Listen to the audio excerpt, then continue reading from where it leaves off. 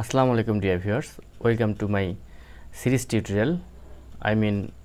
আমরা নতুন অর্থ বছরে কীভাবে রিটার্ন সাবমিশন করব অনলাইনে সেই সংক্রান্ত ভিডিওতে আপনাদের স্বাগতম জানাচ্ছি।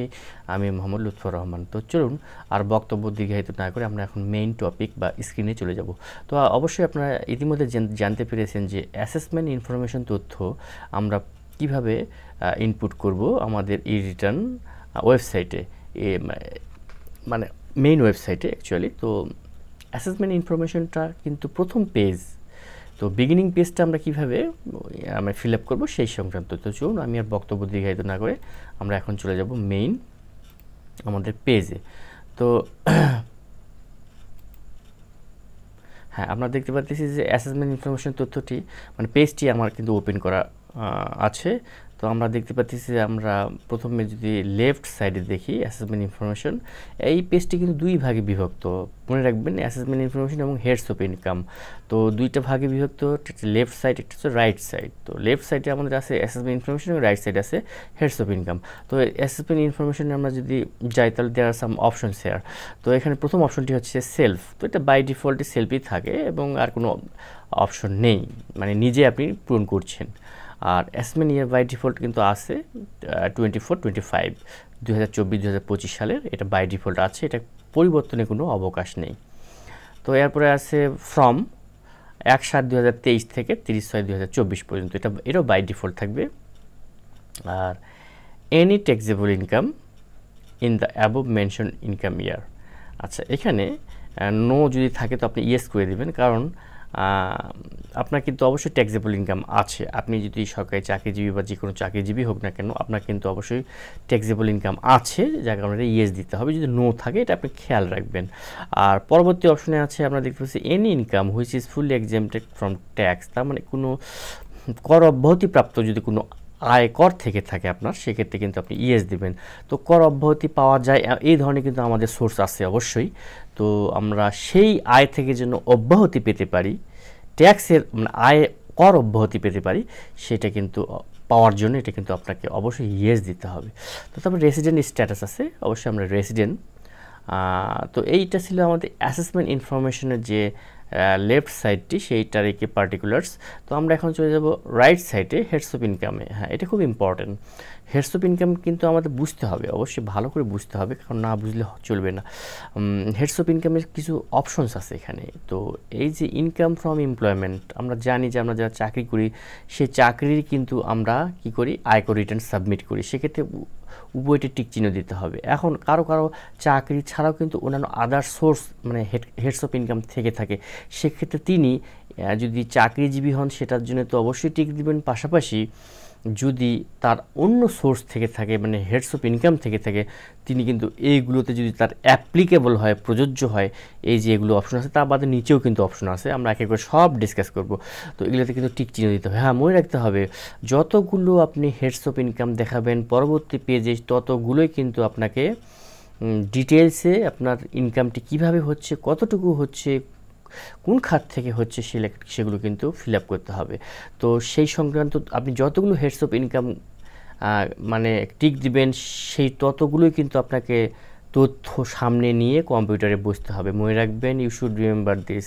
কারণ দেখা গেল যে আপনি হুট করে টিক দিয়ে চলে যাচ্ছেন, কিন্তু দেখা যাচ্ছে যে ওই পাতাটি ফিল আপ করতে গিয়ে দেখলেন যে আপনার কোনো ডাটা আপনার রেডি নেই বা তথ্য উপাত্ত আপনার প্রস্তুত নেই, সেক্ষেত্রে আপনাকে কিন্তু সেভ করে রেখে আবার কম্পিউটার শাটডাউন দিয়ে আবার সেই সমস্ত ডাটা পূরণ মানে কালেক্ট করে সংগ্রহ করে তারপরে কিন্তু এখানে আসতে হবে।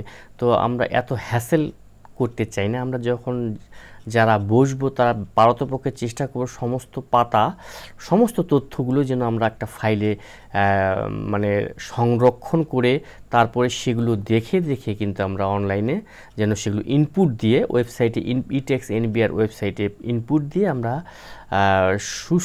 সুস্থিরভাবে, ঠান্ডা মাথায়, নির্ভুলভাবে, ত্রুটিহীন অবস্থায় কিন্তু আমরা যেন রিটার্ন সাবমিশন করতে পারি। তো এটা কিন্তু আপনাদের জ্ঞাতার্থে বলছি, কারণ ভিডিওগুলো ইন্ডিভিজুয়াল হবে আমার। অ্যাসেসমেন্ট ইনফরমেশন এটা কিন্তু বিগিনিং পেজ, তার মানে আরও পেজ আছে, 4-5টি পেজ আছে। প্রত্যেকটি পেজেরই কিন্তু ইন্ডিভিজুয়াল ভিডিও আমি দিব আপনাদের বেটার আন্ডারস্ট্যান্ডিংয়ের জন্য, কারণ এটা একটা বিশাল একটা কর্মযোগ্য একটা বিশাল একটা ওয়েবসাইট। এর অপশন অনেক আছে, এই প্রত্যেকটা অপশন আপনি একটি ভিডিওতে যদি দেখে ইনপুট করতে যান সেক্ষেত্রে হয়তো বা পারবেন, অনেকে পারে, এক্সপার্ট আছে, সুদক্ষ আছে, দক্ষ আছে, কিন্তু দেখা যাচ্ছে অনেকেরই মনে থাকবে না বা সময় স্বল্পতার কারণে ভিডিও দীর্ঘায়িত কেউ করতে চায় না, যার কারণে শর্টকাট ডিসকাশন করে সে একেবারে প্রত্যেকটা পেজ থেকে যা আলোচনা করলেই না মানে যেগুলো কম্পালসারি আলোচনা সেগুলো করে কিন্তু পরবর্তী পেজে চলে যায়, কিন্তু প্রত্যেকটা পেজে কিন্তু ডিটেলস আলোচনার প্রয়োজন আছে। তো আমরা এখন যেটা বলছিলাম হেডস অফ ইনকাম, হ্যাঁ হেডস অফ ইনকাম হচ্ছে কি এখানে ইনকাম ফ্রম রেন্ট। আমরা যদি কোনো ভাড়া ব্যবসা থাকে আমাদের, সেক্ষেত্রে ইনকাম থেকে থাকলে এখানে টিক চিহ্ন দিতে হবে। আমরা যদি কোশ্চেন মার্কে আমরা যদি কার্সারটি রাখি তাহলে কী হবে, select this head if you had income from rent. স্পষ্ট এখানে বলছে যে আপনার যদি ভাড়া থেকে কোনো আয় থেকে থাকে তাহলে এখানে কিন্তু টিক দিতে হবে। তারপরে ইনকাম ফ্রম এগ্রিকালচার, এখানে কিন্তু স্পষ্ট বোঝাচ্ছে যে কৃষিখাত থেকে যদি কোনো আয় থেকে থাকে, select this head if you had income from agriculture or from the leasing of your agriculture land. হ্যাঁ এখানে বলতেছে যদি আপনার কৃষি থেকে আয় থেকে থাকে অথবা যদি আপনার কোনো কৃষি জমি আছে কাউকে লিজ দিয়েছেন, সেখান থেকেও তো আমরা টাকা পাই, যাদের অনেক জমি আছে বা কিছু জমি আছে ব্যস্ততার কারণে আপনি লিজ দিয়েছেন, সেটাও কিন্তু আয়ের মধ্যে পরিগণিত হবে। তো আমরা চলে যাবো পরবর্তী অপশনে ইনকাম ফ্রম বিজনেস। হ্যাঁ এখানে স্পষ্ট করে বলতেছে select this head if you had income from any sole proprietorship, হ্যাঁ বিজনেস অর এনি প্রফেশন। এখানে স্পষ্ট বোঝা যাচ্ছে যে ব্যবসা থেকে, যে কোনো ব্যবসা থেকে যদি আমাদের আয় থেকে থাকে তাহলে কিন্তু অবশ্যই এখানে দেখাতে হবে।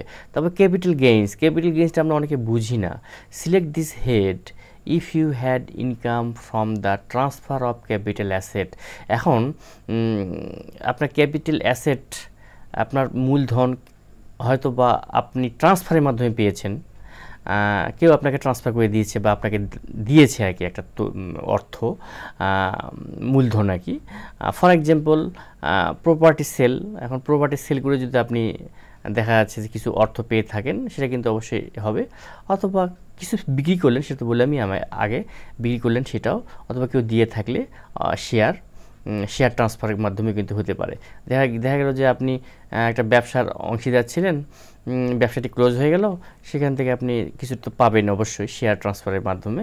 তো সেই মূলধনের ক্ষেত্রে আপনার ক্যাপিটাল গেইনসে ক্লিক করতে হবে। তো ইনকাম ফ্রম ফিনান্সিয়াল অ্যাসেট, এখন ফিনান্সিয়াল অ্যাসেট অর্থনৈতিক যে সম্পদ সেটি কি, select this head if you received any interest or profit on savings. এখানে বলতেছে যদি আপনার কোনো ইন্টারেস্ট পেয়ে থাকেন অথবা কোনো লভ্যাংশ পেয়ে থাকেন সেভিংস সার্টিফিকেটের উপর, মানে সঞ্চয়পত্রের উপর, ডিবেঞ্চার আদার সিকিউরিটি। তো অবশ্যই মনে রাখবেন যদি আপনার সঞ্চয়পত্রের উপর যদি কোনো আয় থেকে অবশ্যই এটা ক্লিক দিবেন কিন্তু, কারণ অনেকেই আমরা বেশিরভাগই দেখা যাচ্ছে যে আমরা যারা সরকারি চাকরি করি বা যে কোনো চাকরি করি তাদের কিন্তু অনেকেই কিন্তু শখ করে সঞ্চয়পত্র কিনে রাখেন।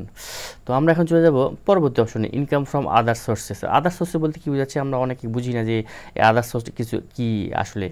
Select this head if you had income from royalties fee, দাতব্য কোনো অনুদান, টেকনিক্যাল ফি, কারিগরি, ক্যাশ সাবসিডি, যে আছে মানে ওটাকে কী বলে, ওটাকে অর্থনৈতিক যে একটা জরিমানা দেওয়া বা মানে কাউকে ভর্তুকি দেওয়া, লাইসেন্স, লটারি উইনিং, এই যে যদি কোনো আপনাদের থেকে থাকে সেক্ষেত্রে কিন্তু আদার্স যে কোনো আদার সোর্স যদি ইনকাম থেকে থাকে সেক্ষেত্রে ক্লিক করতে হবে।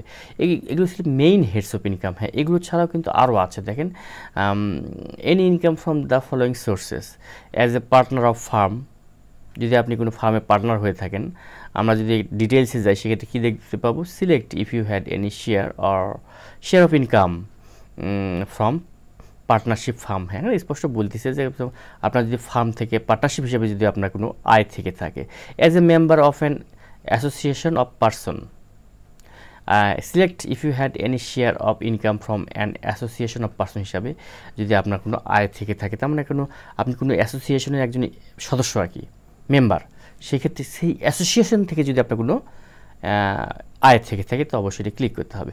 ইনকাম আর্নড আউটসাইড বাংলাদেশ, আমরা স্পষ্ট বুঝতে পারতেছি যে অনেকেরই কিন্তু আয় বাংলাদেশের বাইরে থেকেও থেকে থাকে, সেক্ষেত্রে থাকলে কিন্তু অবশ্যই ক্লিক করবেন। ক্লিক করে কিন্তু ওই পাতাটা পূর্ণ করতে হবে। তো অবশ্যই মনে রাখবেন, আমি বারবার বলছি যে যখনই টিক দিবেন সেই সংক্রান্ত তথ্য আপনি রেডি রাখবেন, কারণ পরবর্তীতে আপনাকে ওই পাতাতে গিয়ে ওই সংক্রান্ত তথ্য ডিটেলসে সাবমিট করতে হবে। তো আমরা এখন চলে যাব শেষের অপশনে, income earned by the spouse. আপনার কোনো স্ত্রী কর্তৃক, স্বামী স্ত্রী কর্তৃক যদি ইনকাম থেকে থাকে অথবা কোনো ছেলে মেয়ে ইনকাম করে থাকেন, সেক্ষেত্রে আপনাকে কিন্তু সে তার তথ্য দিতে হবে। এখন ব্র্যাকেটে একটা কথা আছে, নট অ্যাসেটস সেপারেটলি, যদি তাদের কোনো 3 নাম্বার না হয়ে থাকে, আপনাদের মধ্যেই যদি থাকে, আপনি দেখা যাচ্ছে যে আপনারা একই পরিবারে আছেন কিন্তু সে মানে আয় করছে অথবা সেই সন্তান আয় করছে কিন্তু তার কোনো টিন সার্টিফিকেট খোলা হয়নি, কিন্তু সে নিয়মিত আয় করছে এবং আপনার পরিবারে কন্ট্রিবিউট করছে আর কি, সেক্ষেত্রে কিন্তু আপনাকে তার আয়টা কিন্তু আপনাকে দেখাতে হবে। এটা আপনার পরিবারের একটা আয়, যেহেতু সে আপনার পরিবারের একজন সদস্য হিসাবে আয় করছে। তো মোটামুটি 2 ধরনের ইনফরমেশন সংক্রান্ত তথ্য আর কি, অ্যাসেসমেন্ট ইনফরমেশন এবং হেডস অফ ইনকাম সম্পর্কে আমি ডিটেলস আলোচনা করার চেষ্টা করেছি। আশা করি আপনাদের বুঝাতে আমি সক্ষম হয়েছি। তো আমার পরবর্তী ভিডিও কিন্তু আসতেছে, আর পরবর্তী পেজ আমার মনে হয় অ্যাডিশনাল ইনফরমেশন। আমরা একটু চেক 7 কন্টিনিউ। হ্যাঁ, বাই দ্য ওয়ে আরেকটা বিষয়, সেটা আপনি যদি মনে করেন যে আপনি পরবর্তী পৃষ্ঠায় যাবেন না, সেক্ষেত্রে সেভ ড্রাপ করে রাখবেন। আর আপনি যদি মনে করেন না আমি পরবর্তী পৃষ্ঠা পর্যন্ত এগিয়ে যাব, তাহলে 7 কন্টিনিউ। হ্যাঁ, 7 continue as an additional information. তো আমরা অ্যাডিশনাল ইনফরমেশন নিয়ে কিন্তু তথ্য আমার পরবর্তী ভিডিও আসছে, আপনাদের সেই ভিডিও দেখার আমন্ত্রণ জানিয়ে আজকের মতো বিদায় নিচ্ছি। সবাই ভালো থাকুন, আসসালামু আলাইকুম।